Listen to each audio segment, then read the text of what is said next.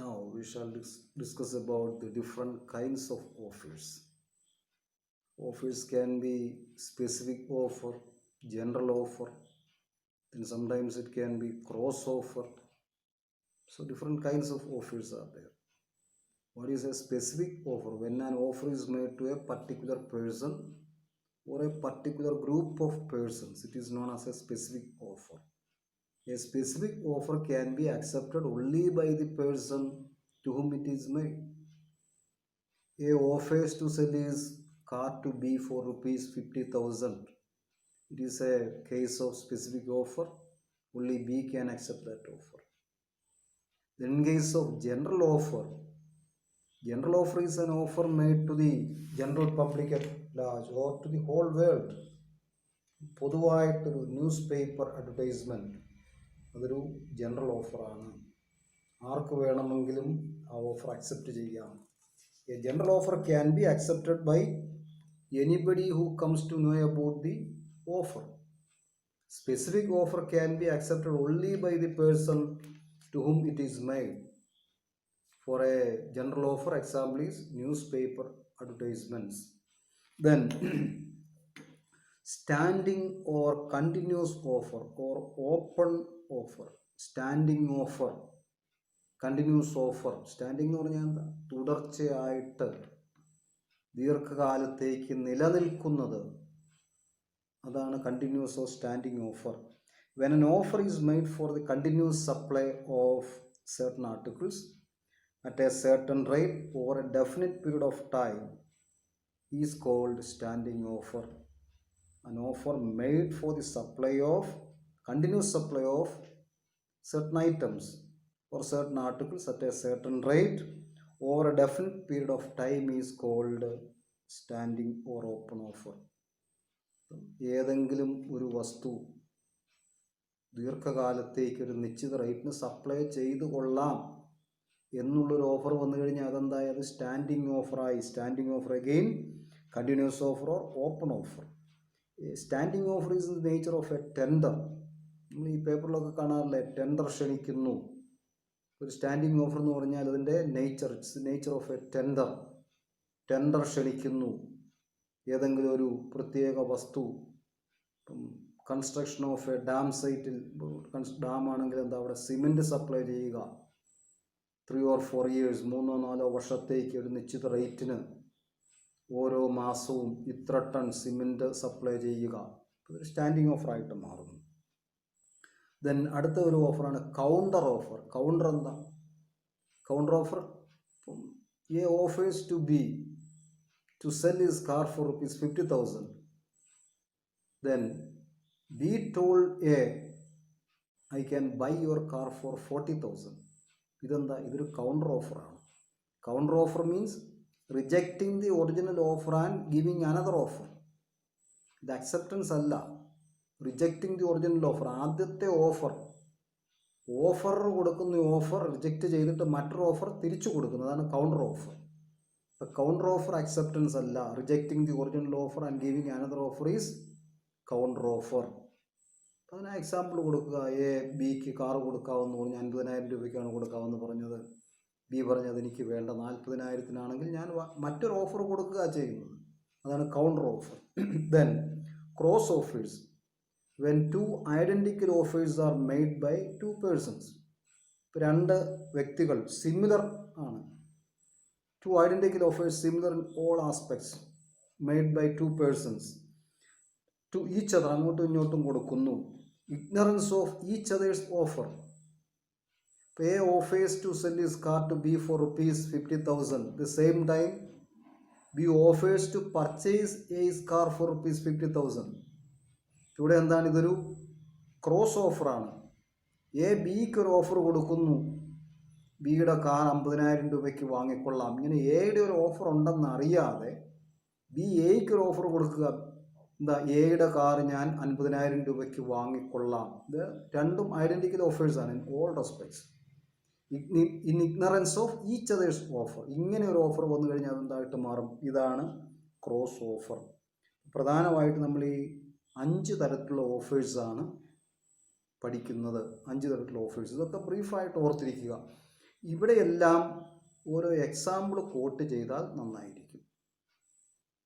Now next we shall discuss about acceptance. ഒരു agreement ഉണ്ടാകണമെങ്കിൽ ഒരു വാലിഡ് ഓഫർ ഉണ്ടാകണം. ഈ വാലിഡ് ഓഫർ അക്സെപ്റ്റ് ചെയ്താൽ മാത്രമേ ഒരു എഗ്രിമെൻ്റ് ഉണ്ടാകുന്നുള്ളൂ. സോ ഒരു ഓഫർ വന്നു കഴിഞ്ഞാൽ എന്താണ്? That offer must be accepted.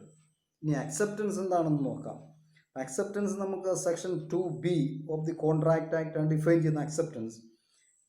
So acceptance എന്താ? When the person to whom the proposal is made, when the person to whom the proposal is made signifies his assent, സമ്മതം. when the person to whom the proposal is made signifies his assent thereto, assent thereto, the proposal is said to be accepted. So when the person to whom the proposal is made signifies his assent thereto, the offer is said to be accepted. ആർക്കാണോ ഈ offer കൊടുക്കുന്ന അയാൾ ആ ഓഫറിനോട് സമ്മതം അറിയിച്ചു കഴിഞ്ഞാൽ ആ offer accepted ആയിട്ട് കണക്കാക്കുന്നു. Then a proposal when accepted becomes a promise.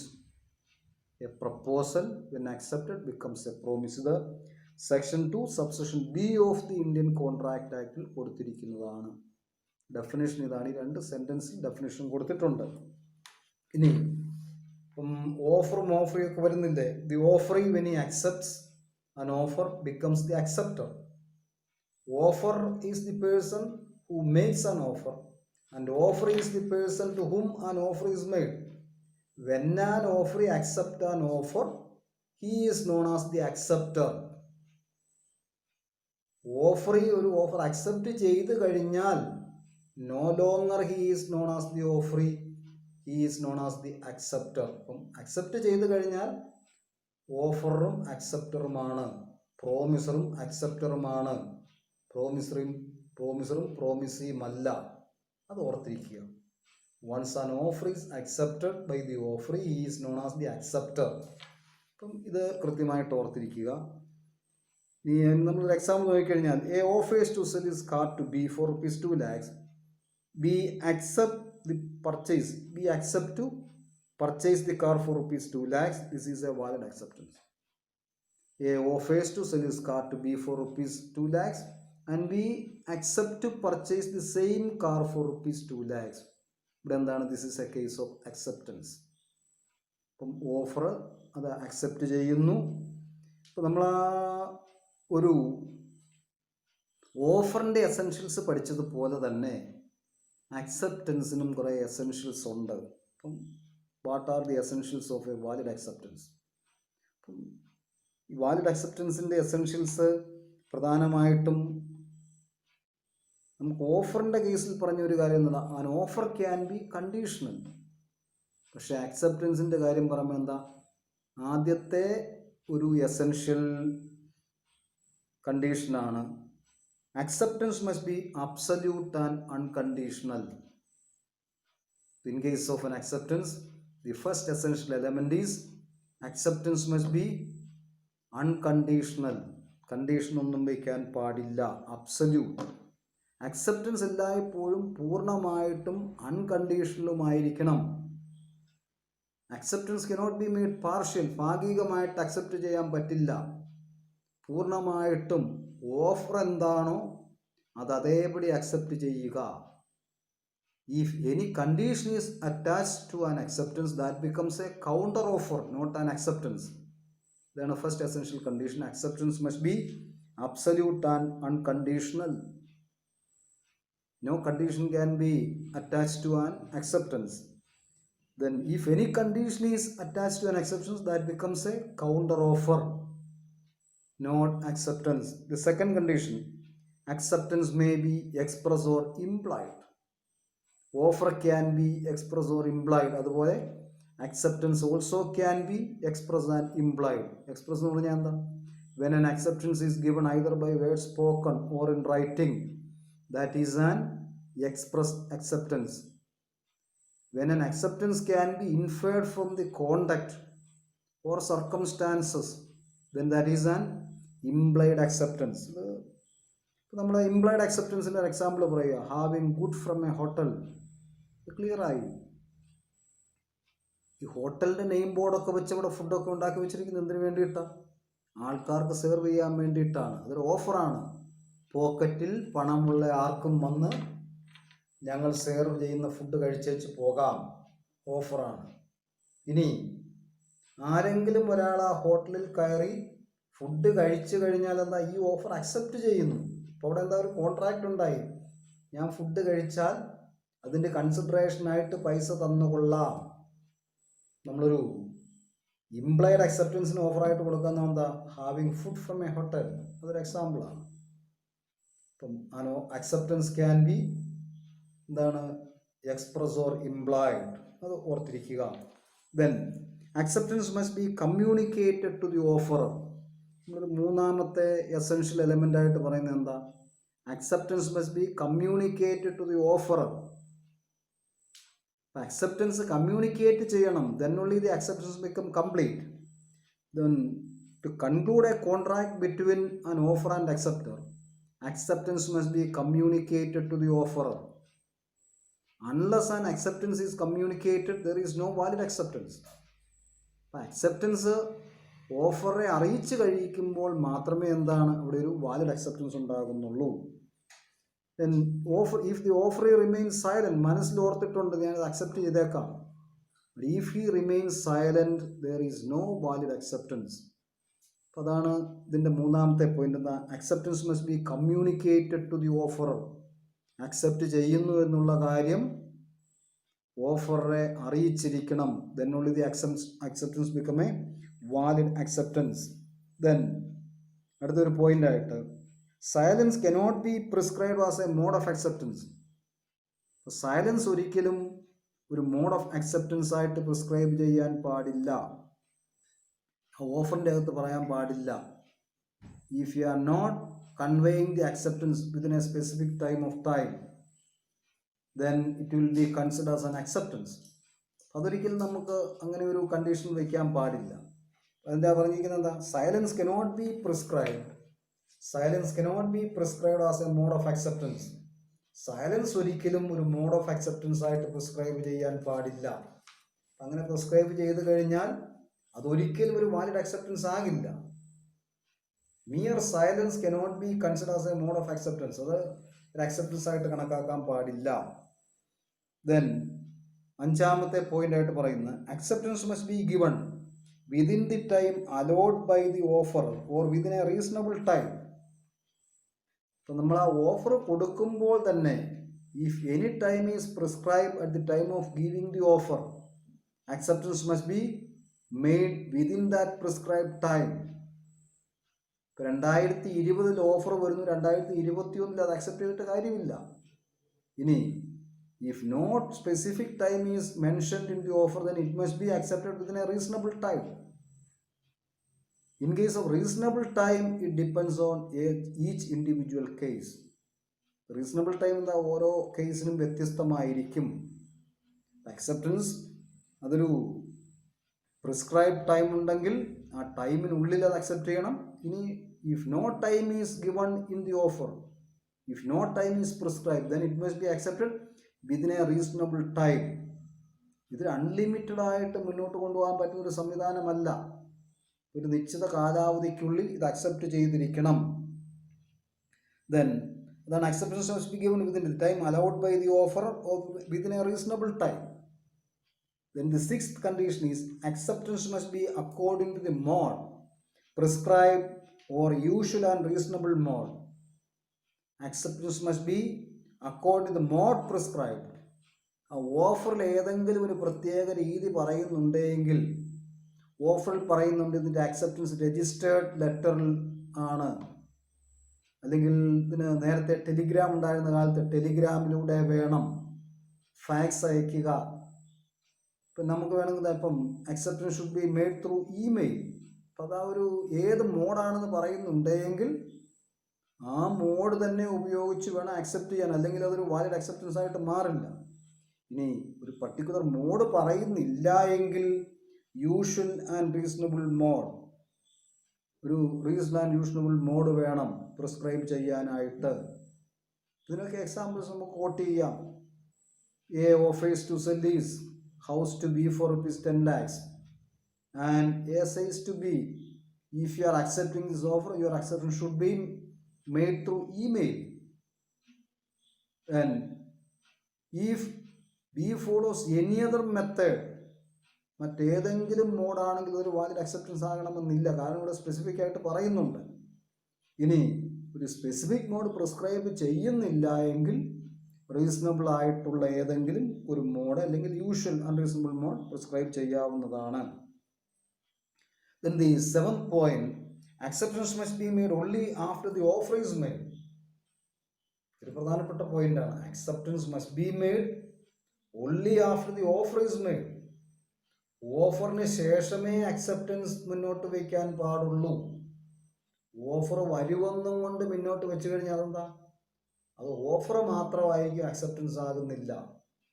Acceptance must be made only after the offer is made. ഓഫറിന് ശേഷം മാത്രമേ അക്സെപ്റ്റൻസ് മുന്നോട്ട് വയ്ക്കാൻ പാടുള്ളൂ.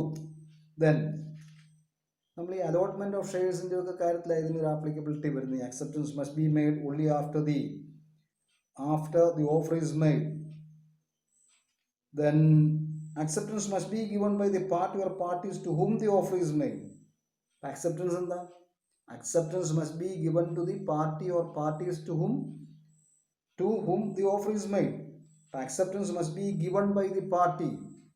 Acceptance must be given by the party to whom the offer is made.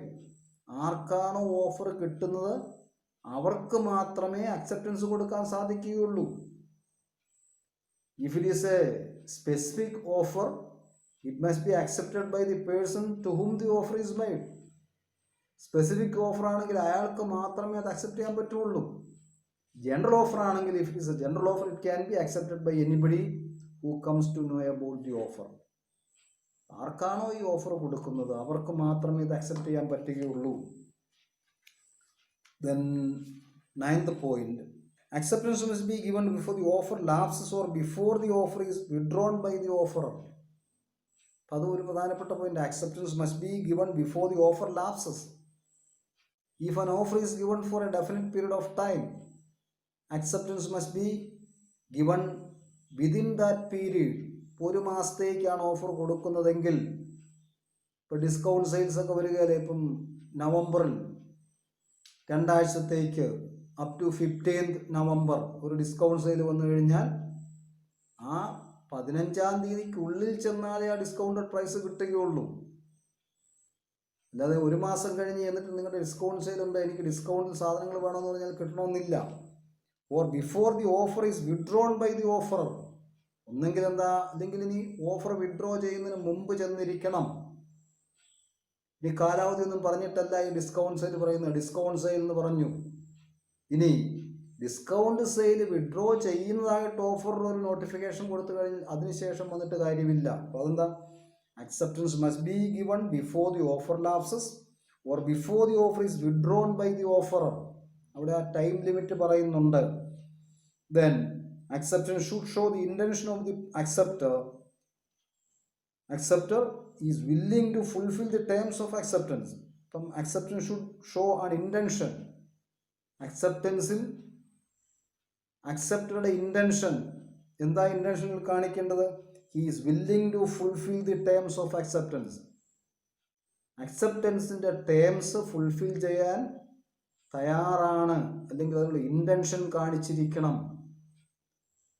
അവിടെ എന്താ പറഞ്ഞിരിക്കുന്നത്, intention to create a legal obligation. നമ്മൾ എഗ്രിമെന്റിലും കോൺട്രാക്റ്റിലും ഒക്കെ പഠിക്കുന്നില്ലേ. If an acceptance is made with an intention to create a legal obligation, then only that acceptance is a valid acceptance. Acceptance കൊടുക്കുമ്പോൾ അതിൻ്റെ ലീഗൽ ഓബ്ലിഗേഷൻ ഫുൾഫിൽ ചെയ്യാനുള്ള തയ്യാറോടുകൂടി വേണം acceptance കൊടുക്കാനായിട്ട്. ദെൻ അക്സെപ്റ്റൻസ് എന്താ, ഒരു ലാസ്റ്റ് പോയിന്റ് ആയിട്ട് പറയുന്നത്, acceptor must be aware of the existence of the offer. നമ്മളൊരു കാര്യം അക്സെപ്റ്റ് ചെയ്യുമ്പോൾ ഇങ്ങനൊരു ഓഫർ ഉണ്ടെന്ന് അറിഞ്ഞുകൊണ്ട് വേണം അക്സെപ്റ്റ് ചെയ്യാനായിട്ട്. അല്ലാതെ നടത്തുന്ന അക്സെപ്റ്റൻസ് ഒരു അക്സെപ്റ്റ് ആയിട്ട് കണക്കാക്കാൻ പറ്റില്ല. The acceptor must be aware of the existence of the offer. ഇങ്ങനെ ഒരു ഓഫർ ഉണ്ടെന്ന് ഉള്ള അറിവോടുകൂടി വേണം അക്സെപ്റ്റൻസ് നടത്താനായിട്ട്. ഓഫർ ഉണ്ട് എന്നറിയാതെ ചെയ്യുന്ന പ്രവൃത്തികൾ അത് അക്സെപ്റ്റൻസ് ആയിട്ട് കണക്കാക്കാൻ പറ്റില്ല. അപ്പം അവിടെ ഒരു എഗ്രിമെൻറ്റോ കോൺട്രാക്റ്റോ ഉണ്ടാകുന്നില്ല. നമ്മൾ ഈ ഒരു പട്ടിയെ നഷ്ടപ്പെട്ട കാര്യം പലപ്പോഴും എക്സാമ്പിളായിട്ട് പറയാറുണ്ട്. A lost his dog, then he gave a newspaper advertisement. He advertised in the newspaper, anybody who finds the dog will be rewarded with rupees 1 lakh or 50,000. And without knowing this offer, B happened to return the dog to A. ഇങ്ങനെ ഒരു offer ഉണ്ടെന്ന് അറിയാതെയാണ് B ഈ പട്ടിയെ തിരിച്ചു കൊണ്ടുവന്ന് കൊടുക്കുന്നത്. പിന്നീട് ബിക്ക് മനസ്സിലായി ഇങ്ങനെ ഒരു ഓഫർ ഉണ്ടായിരുന്നുവെന്ന്. പക്ഷെ അതൊരു വാലിഡ് അക്സെപ്റ്റൻസ് ആയോ എഗ്രിമെൻ്റ് ആയോ കോൺട്രാക്റ്റ് ആയിട്ടോ കണക്കാക്കില്ല. കാരണം ഇങ്ങനെ ഒരു ഓഫർ ഉണ്ട് എന്നറിയാതെയാണ് ബി ആ പ്രവൃത്തി ചെയ്യുന്നത്. അതൊരിക്കലും ഒരു വാലിഡ് അക്സെപ്റ്റൻസ് ആകില്ല. ഇവിടെ പറഞ്ഞിരിക്കുന്ന 11 പോയിന്റുകൾ, ഇതിൽ നിങ്ങളൊരു 11 പോയിന്റുകൾ ഇത് ഫുൾ സെൻറ്റൻസ് ആയിട്ട് കൊടുക്കുക. ഈ സെൻറ്റൻസുകൾ ഇനിയിപ്പം 15 മാർക്കിനാണെങ്കിൽ ഈ സെൻറ്റൻസുകൾക്ക് ഒരു 2-3 സെൻറ്റൻസിൽ എക്സ്പ്ലനേഷൻ കൊടുക്കുക. വേറെവർ പോസിബിൾ ചെറിയ ചെറിയ എക്സാമ്പിൾസ് കൊടുക്കുക 15 മാർക്കിനാണെങ്കിൽ. കാരണം നമ്മൾ ഈ 15 മാർക്കിന് എത്രയോ കൊടുത്തു കഴിയുമ്പോൾ 4 പേജിൽ കൂടുതൽ വരും. Essentials of valid acceptance. Then next we shall discuss about the communication of offer and acceptance. Then revocation of offer and acceptance. Communication of offer and acceptance and revocation of offer and acceptance. ഒരു ഓഫറും അക്സെപ്റ്റൻസും ഒക്കെ എങ്ങനെയാണ് അല്ലെങ്കിൽ communicated ആകുന്നത്, എപ്പോഴാണ് അതിൻ്റെ communication complete ആകുന്നത്, completion of communication of an offer, completion of communication of an acceptance. അതുപോലെ തന്നെ എന്താ റിവോക്കേഷൻ ഓഫ് ഓഫറും അക്സെപ്റ്റൻസും എപ്പോഴാണ് കമ്മ്യൂണിക്കേറ്റഡ് ആകുന്നത്. ഇതിൻ്റെയൊക്കെ ടൈമിങ്ങിൽ വ്യത്യാസം വരുന്നുണ്ട്. Communication to the offeror, communication to the acceptor എപ്പോഴാണ് കംപ്ലീറ്റ് ആകുന്നത്. ഇത് അതും കൂടെ നമുക്ക് ബ്രീഫായിട്ടൊന്ന് ഡിസ്കസ് ചെയ്യാം. അപ്പോൾ അതെന്താ കമ്മ്യൂണിക്കേഷൻ ഓഫ് ഓഫർ. ഒരു ഓഫർ എല്ലായ്പ്പോഴും കമ്മ്യൂണിക്കേറ്റഡ് ആകണം. An offer must be communicated to the offering, then only that becomes a valid offer. Communicate ചെയ്യപ്പെടാത്ത ഓഫറുകൾ ഓഫർ അല്ല. When an offer is communicated to the offeree, then only that offer becomes a valid offer. ഇതൊരു പ്രധാനപ്പെട്ട പോയിന്റാണ്. Communication of offer. ആൻ offer must be communicated. Then completion of communication of offer. എപ്പോഴാണ് communication of offer complete ആകുന്നത്? എപ്പോഴാണ് offer complete ആകുന്നത്? When it comes to the knowledge of the offering. So communication of offer നമുക്ക് എന്താ, an offer അല്ലെങ്കിൽ communication of an offer is complete when it comes to the knowledge of the offering. ഒരു ഓഫറിൻ്റെ communication complete ആകുന്നത് offeree ഈ കാര്യം അറിയുമ്പോഴാണ്. ഇങ്ങനൊരു offer ഉണ്ട് എന്ന് ഓഫറുടെ അറിവിൽ ഈ കാര്യം പെട്ട് കഴിയുമ്പോൾ ആ ഓഫറിൻ്റെ കമ്മ്യൂണിക്കേഷൻ കംപ്ലീറ്റ് ആകുന്നു. ഇനി നമ്മളിപ്പം when an offer is made by post, നമ്മൾ പോസ്റ്റിലാണ് ഓഫർ കൊടുക്കുന്നെങ്കിൽ its communication of the offer is complete only when the letter reaches the offering. ഓഫറുടെ കൈവശം ഇത് എത്തിയ ആൾ പൊട്ടിച്ച് നോക്കിക്കഴിയുമ്പോഴേ ആ ഓഫർ കംപ്ലീറ്റ് ആകുന്നുള്ളൂ. ജനറലി നമ്മൾ ഓർത്തിരിക്കേണ്ടതാണ് communication of an offer is complete only when it comes to the knowledge of the offering. ഇനി കമ്മ്യൂണിക്കേഷൻ ഓഫ് അക്സെപ്റ്റൻസ് ആണെങ്കിൽ എന്താ, an acceptance can be communicated by act or omission of the acceptor. Acceptance can be communicated in any way which has the effect of informing the offerer. അപ്പം ഓഫറെ inform ചെയ്യണം, അപ്പോഴേ അതിൻ്റെ ഒരു effect വരുന്നുള്ളൂ. Informing the offer about the offer is consent. When the offerer comes to know about the offer is consent, then only the communication of offer will be completed. Offer accept ചെയ്യാൻ സമ്മതമാണ് എന്നറിയുമ്പോൾ മാത്രമേ അതിൻ്റെ communication complete ആകുന്നുള്ളൂ. ഇതാണ് communication of ഓഫറും അക്സെപ്റ്റൻസും. Then acceptance can be communicated by words or contact. Acceptance നമുക്ക് എന്താ വാക്കാലോ കോണ്ടാക്റ്റിലോ ആകാം. ദെൻ കമ്മ്യൂണിക്കേഷൻ ഓഫ് അക്സെപ്റ്റൻസും കമ്മ്യൂണിക്കേഷൻ ഓഫ് ഓഫറും ഒക്കെ ഉണ്ട്. ഇനി completion of communication of acceptance, എപ്പോഴാണ് ഒരു അക്സെപ്റ്റൻസിൻ്റെ കമ്മ്യൂണിക്കേഷൻ കംപ്ലീറ്റ് ആകുന്നത്? എപ്പോഴാണ് ഒരു അക്സെപ്റ്റൻസിൻ്റെ കമ്മ്യൂണിക്കേഷൻ കംപ്ലീറ്റ് ആകുന്നത്? Then the communication of acceptance is complete at different times. അക്സെപ്റ്റൻസിൻ്റെ കമ്മ്യൂണിക്കേഷൻ ഓഫറിക്കും അല്ലെങ്കിൽ അക്സെപ്റ്റർക്കും കംപ്ലീറ്റ് ആകുന്ന വ്യത്യസ്തമായ സമയങ്ങളിലാണ്. അപ്പോൾ അത് പ്രത്യേകം ഓർത്തിരിക്കണം. The communication of acceptance is complete at different times for the offeror and the acceptor. ഓഫറേയും അക്സെപ്റ്ററേയും സംബന്ധിച്ചിടത്തോളം അതിൻ്റെ കമ്മ്യൂണിക്കേഷൻ വ്യത്യസ്തമായ സമയങ്ങളിലാണ്. For the offer, the communication of acceptance is complete as soon as the letter of acceptance is posted by the acceptor. ഇവിടെ എന്താ? When the letter of acceptance is posted by the acceptor, communication of acceptance is complete for the offerer. Offer കൊടുക്കുന്നയാളെ സംബന്ധിച്ചിടത്തോളം acceptance letter post ചെയ്ത് കഴിയുമ്പോൾ acceptance complete ആകുന്നു. അതേസമയം അക്സെപ്റ്ററെ സംബന്ധിച്ചിടത്തോളം ഈ ലെറ്റർ ഓഫറിൻ്റെ കയ്യിൽ എത്തുമ്പോഴാണ് അക്സെപ്റ്ററിൻ്റെ അക്സെപ്റ്റൻസ് കംപ്ലീറ്റ് ആകുന്നത്. As for the acceptor, the communication of acceptance is complete when it comes to the knowledge of the offeror. അക്സെപ്റ്ററെ സംബന്ധിച്ചിടത്തോളം ഇങ്ങനെ അക്സെപ്റ്റ് ചെയ്തിട്ടുണ്ട് എന്നുള്ള കാര്യം ഓഫറിൻ്റെ അറിവിൽ പെടുമ്പോൾ മാത്രമേ അത് കംപ്ലീറ്റ് ആകുന്നുള്ളൂ. ഇപ്പം കമ്മ്യൂണിക്കേഷൻ ഓഫ് അക്സെപ്റ്റൻസ് ഡിഫറെൻറ്റ് ടൈംസിലാണ് കംപ്ലീറ്റ് ആകുന്നത്. അപ്പോൾ ഓഫറർക്കും അക്സെപ്റ്റർക്കും അതിൻ്റെ ടൈമിങ്ങിൽ വ്യത്യാസം വരുന്നുണ്ട്. ഇത് കൃത്യമായിട്ട് നമ്മൾ ഓർത്തിരിക്കേണ്ട ഒരു കാര്യമാണ്. നമ്മളിതിൻ്റെ ഒരു എക്സാമ്പിൾ നോക്കിക്കഴിഞ്ഞാൽ, എ ബിയും A offers car to B, ഇപ്പം 25-ാം തീയതി ഡേറ്റ് വെച്ചാണ് ഇത് കൊടുക്കുന്നത്. ഈ ഒരു A offers to sell his car to B for ₹2 lakhs. ഈ ലെറ്റർ പോസ്റ്റ് ചെയ്യും. ഇനി ബിക്ക് ഈ ലെറ്റർ കിട്ടി, അക്സെപ്റ്റ് ദിസ് ഓഫർ. അതിന് അക്സെപ്റ്റൻസ് എന്താ? ഇതൊരു ലെറ്ററിലൂടെ എ അറിയിക്കുന്നു. ഇനി ഈ ഓഫർ അക്സെപ്റ്റ് ചെയ്യുന്നു എന്ന് അറിയിച്ചു കൊണ്ടുള്ള ലെറ്റർ ബി ഡിസംബർ 25-ന് പോസ്റ്റ് ചെയ്യുന്നു, അല്ലെങ്കിൽ ഏതൊരു പർട്ടിക്കുലർ ഡേയിൽ പോസ്റ്റ് ചെയ്യും. ആ പോസ്റ്റ് ചെയ്ത് കഴിയുന്ന നിമിഷം തന്നെ ഓഫറായ എയെ സംബന്ധിച്ചിടത്തോളം അക്സെപ്റ്റൻസ് കംപ്ലീറ്റ് ആയി. അതേസമയം ബി എ സംബന്ധിച്ചത് കംപ്ലീറ്റ് ആകുന്നത് ഈ ലെറ്റർ എയുടെ കൈവശം എത്തിയതിനു ശേഷമാണ്. ഇപ്പം അക്സെപ്റ്ററായ ബി ഇത് അക്സെപ്റ്റ് ചെയ്തു എന്നുള്ള കാര്യം എയുടെ അറിവിൽ പെട്ട് കഴിയുമ്പോൾ മാത്രമേ അക്സെപ്റ്ററെ സംബന്ധിച്ചിടത്തോളം അക്സെപ്റ്റൻസിൻ്റെ കമ്മ്യൂണിക്കേഷൻ കംപ്ലീറ്റ് ആകുന്നുള്ളൂ.